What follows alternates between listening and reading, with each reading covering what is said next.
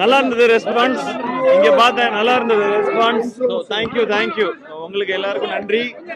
தியேட்டர்ல வந்து பாருங்க, உங்களுக்கு பிடிக்கும். ஏன்னா இந்த படத்தோட ரெஸ்பான்ஸ் எப்படி இருந்தது நான் சொல்றதை விட நீங்க தியேட்டர்ல பாத்தீங்கன்னா உங்களுக்கு தெரியும்னு நினைக்கிறேன். கேட்கல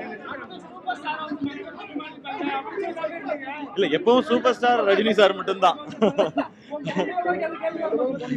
இல்ல சார், இந்த படம் அதுக்காக எடுக்கப்படும். இது ஒரு கதை, முருகதாஸ் சாரோட டைரக்ஷன்ல ஒரு ஆக்ஷன் என்டர்டெய்னரா பண்ணணும்ன்றது அதுக்கான முயற்சிகள். இப்ப அது ஆடியன்ஸ் எங்க கை தட்டுறாங்களோ அதை பொறுத்து தான் படத்தோட ரெஸ்பான்ஸ். அது தெரிஞ்சுக்கதான் தியேட்டர்ல வந்து பார்த்தோம். நானும் அணியும் ரெண்டு பேருக்குமே ரொம்ப சந்தோஷமா இருந்தது. ஏன்னா நம்ம ஆசைப்படுவோம் இங்கெல்லாம் கிளாப்ஸ் வந்ததுன்னா நல்லா இருக்கும்னு.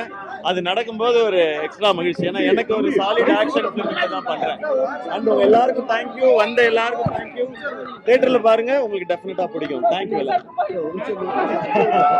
அவருக்கு எப்பவுமே நன்றி. அந்த சீன் எனக்கு எப்பவுமே மெமரபிளா இருக்கும். அண்ட் இந்த படமும் இந்த கதையும் துப்பாக்கி பத்தின கதை தான். தேங்க்யூ. நல்லா இருந்தது ரெஸ்பான்ஸ்.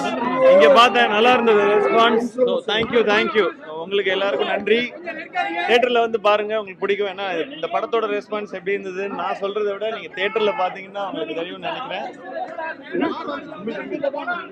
கேட்கல இல்ல, எப்பவும் சூப்பர் ஸ்டார் ரஜினி சார் மட்டும்தான்.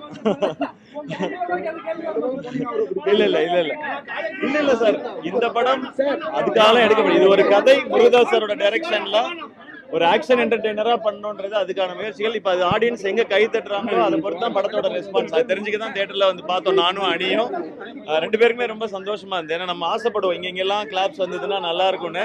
அது நடக்கும்போது ஒரு எக்ஸ்ட்ரா மகிழ்ச்சி. ஏன்னா எனக்கு ஒரு சாலிட் ஆக்ஷன் ஃபிலிம் தான் பண்றேன்.